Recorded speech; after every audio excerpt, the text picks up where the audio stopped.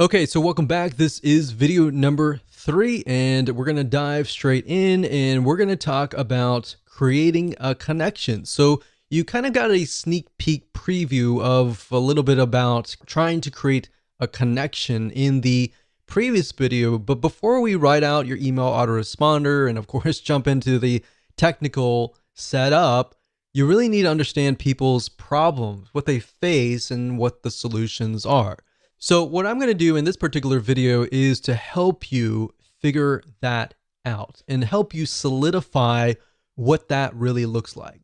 Because the reality is that before you can even do that, you need to do a bit of research, kind of demographic research, or in other words, what does somebody look like? What does your prospect look like? And understand what somebody's typical day looks like. Now, you might be wondering, why would I ever want to know that kind of detail? That's actually very crucial, because if you understand what happens in their day to day, you will understand their frustrations, you will understand their happiness, you'll understand their problems, and you'll understand how to create a connection with them to go beyond just, okay, you're behind the scenes, you're behind the computer kind of thing. You'll create a connection, even though you're worlds apart or countries apart. You will create a connection that will click. And that's the end goal of this particular video. That should be the end goal of your list. So my question to you is, does your prospect within your niche lean heavily towards male or towards female? Or does it equally move towards both male and female? So in other words, in order for it to lean just towards female, is if, let's say, for example, that niche is 90% female, or even 95% female, or even 75%. But even 75%, you're kind of moving towards that 50% so that it's both male and female. But if it's heavily towards males or heavily towards females, 80% above or 90% or above, then you want to jot that down. The next question is, what is your product or service or affiliate program trying to solve? So let's pick a niche. For example, survival niche. That niche tends to lean more towards males. And if you think about it, why would they be interested in survival? Well, natural disasters like earthquakes, tornadoes, and all of that can happen. The best thing to do is be prepared. So a lot of times, whoever the breadwinner is, male or female, but this just happens to lean towards males more heavily, they think about what could happen in those situations. Is my family prepared? Or am I prepared enough to help my family in these dire situations? So if you have a product in that case, then you could essentially build a lead magnet or an email autoresponder series that touches on those pains, those fears, the ones that keep them up at night, knowing whether or not their family is going to be safe in these natural disasters. It doesn't matter if you're selling a product or service or an affiliate program. The whole goal of every single one of these items is to build a relationship first. Then you can sell your product, then you can sell your service, and then of course, then you can sell your affiliate program. So oftentimes you'll find that the best converting email autoresponder series, they tend to build a relationship first rather than selling first. A lot of times if you sell first, you'll actually scare people off or piss people off, and they'll simply go to your competitor. So if you think about these things and what essentially keeps them up at night, jot that down right now. In fact, pause this video and jot that down so that you have a better understanding of what you could potentially talk about in your email autoresponder series. And while yes, it does seem a little bit basic, and while you may have heard this over and over again, and you might be thinking, yeah, whatever, let's get on with it. Really, trust me, this is actually very, very important. And this is something that we didn't really even think about long ago when we built lists, and we couldn't figure out why the lists weren't converting, is because if you start with the problem, the pain, and move on to the solution, you have a better gauge of where people are at and how you can get them to a certain point. But if you build a list to build a list without any sort of plan, without even understanding their problems and pains and all that, you don't really know where, in what stage they are at. Does that make sense? So believe it or not, this is extremely important. You need to jot these solutions down so that people feel connected to you, or else, of course, they'll leave. So with that said, let's move on to video number 4. Hello and welcome to video number 4. We're going to talk about the backward email funnel. Now it's time to start mapping out your email series. So past this video, we'll actually begin to do the technical setup. So obviously, if you do not have an email series yet, then make sure to watch this video step by step, watch it twice, because we're going to show you how to create a high converting email funnel. Even if you have an email series that is already written up, I highly recommend that you watch this video, because we're going to talk about some more advanced strategies that will help you create an email series that will get higher open rates and higher click-through rates. So if somebody gets your email, they're going to be interested and they're going to click through. So to speed things up, you're going to learn how to set up a backward email funnel based on what you wrote in video number 3. So if you didn't jot things down, then make sure you go back and do that. But of course, if you're a visual learner and you want to watch through everything first, that's fine too. Now, the point of the backward email funnel is to start at the very last email, which typically starts with "buy my stuff" emails. And it'll make more sense when I show a mind map and the process of how to create the funnel. Now, the reason why we want to go backwards is because psychologically, when you move forwards, when you write the first welcome email, the second email, and all that, it's actually very hard for the brain to think that way. In fact, if you start at the very last end goal, which is "buy my stuff," you'll begin to think of the missing pieces and how you can fill out. Let's say you have email number 12. You'll figure out email 11, 10, 9, 8, 7, 6, 5, 4, 3, 2, 1 very, very easily. And it actually, psychologically, you'll be able to speed it up. You'll be able to create a higher converting email funnel. So to kind of give you a brief idea, the emails before that should build a relationship, should hone in on the pain, because you got to assume that the people that are coming to this list are people that do not know you. But of course, if they know you, then that's even better. So what you're trying to do is do the worst case scenario where people do not know you. Create an email autoresponder series based on that. If you do that, you'll actually get a higher conversion rate. Obviously, there's no guarantee, but statistically from our own test, that's what we found. So in other words, most of your prospects aren't going to know you. They just have an issue or a problem that they want solved. In fact, most of them don't really care about you. They just want a solution to their problems. Now, of course, over time, as you write to them, you give them solutions to their problems, not the complete solution, which is going to be the end goal, the product or service or affiliate product, but little snippets of gold, little snippets of tips here and there. Over time, they will build a relationship with you. To make more sense, what I'm going to do now is break things down via a mind mapping software. So let's go ahead and do that right now. Okay, so now we are at Lucidchart, which is a flowchart system. Now, you don't need to use them. You can use anything that you would like to use. You can even use a piece of paper. The point being is that a lot of people, they tend to start with the welcome email, or they immediately go into "buy my stuff." And if you think about it from your own standpoint, if you're interested, but you're not really interested in any specific product, but you are interested in maybe solving your problem. I mean, who likes to go to car dealerships and have somebody hound over you to say "buy, buy, buy, buy," right? most of us, unless we've done our own research before and we're there to buy, we're not ready, right?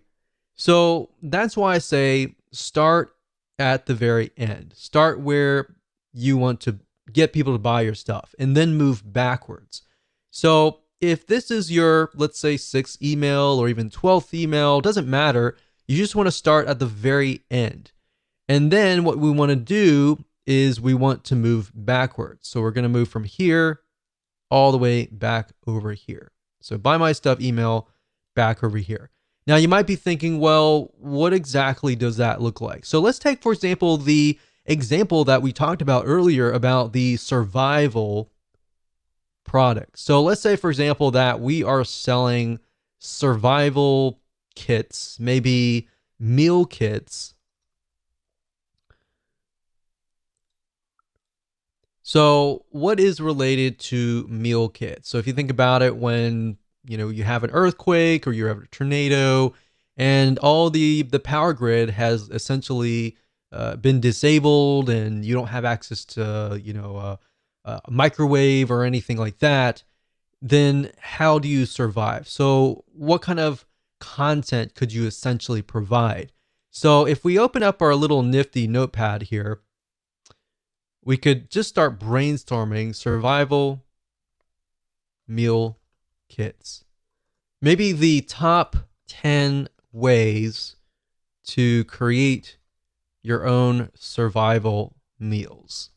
Now, maybe you want to talk about how to do it, and the whole process is very time consuming, right? So this might appeal to people who have a lot of time on their hands, but for the most part, most of your audience, they're not going to have a lot of time to actually do this, and that's why they're going to buy your survival meal kits, right? So maybe you can talk about top 10 ways to create your own like top number 10s, and start with the number 10 and then go to like 9, 8, 7, 6, 5, 4, 3, 2, 1 kind of thing. So maybe at the last one you mention that and you say, well, this process is very time consuming. So if you want to skip, if you don't have like 40 hours a week or something to create these meal kits, and you don't want to create it, and so if you want to skip that process, and you can start listing why are your meal kits better than everybody else, right? So in that case, you could say, well, they're better because they're freeze dried and they will last longer. So if you were to create it like a DIY, if you were to create it yourself, then maybe it would last like 1 month.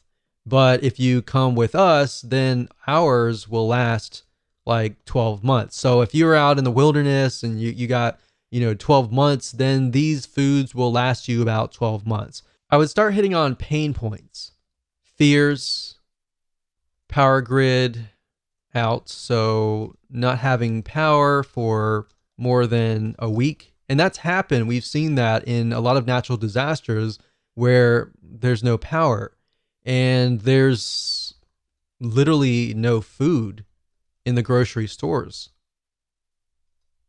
And there's like chaos and everything like that. So the point is, how can you take these items here and then insert them into your top 10 ways? So when they sign up for top 10 ways to create your own survival meals, or even top 10 ways to survive in earthquake, then you start naming the top 10. So number 10, it can be, something. Number 9 can be something. And number 1, or you could do like top 5 ways, and then email them 5 emails.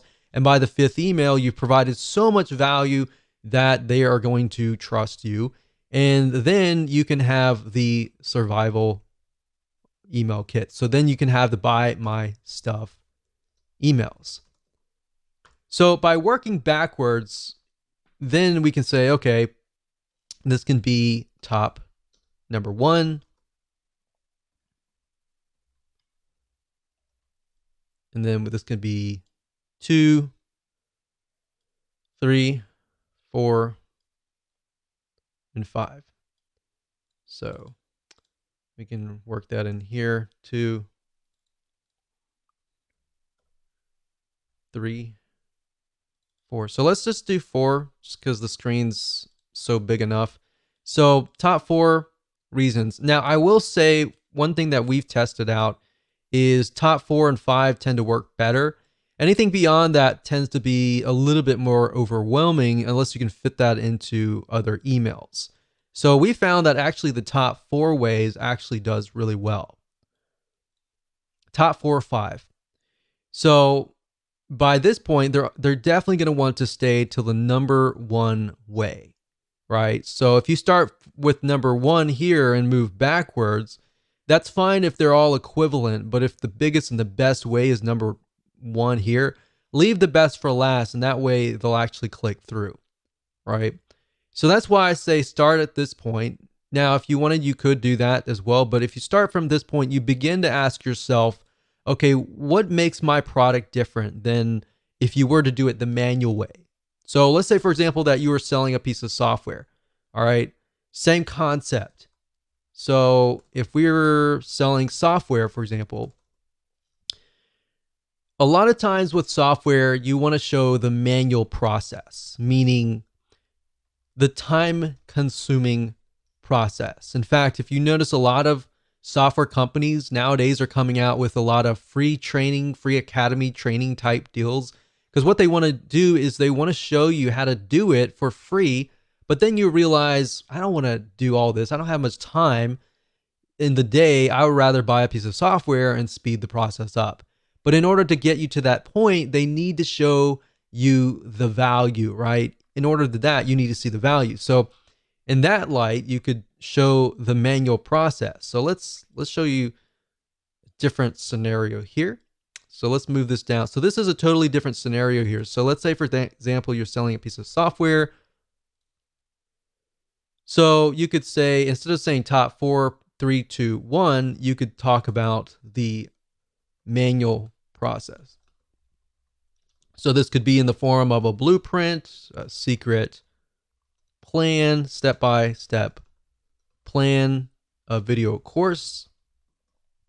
And then you talk about it every single email. Maybe you send them to a 5-minute video, which, by the way, if you do videos, make sure that your videos are short and sweet, especially if they are kind of lead magnet type videos. It's fine if it's a video course that they just purchased, like this one right here, but keep in mind that they have a short attention span. So if you do this, maybe the first thing would be, if this is a blueprint, what I would do is I would do a PDF, like a PDF blueprint.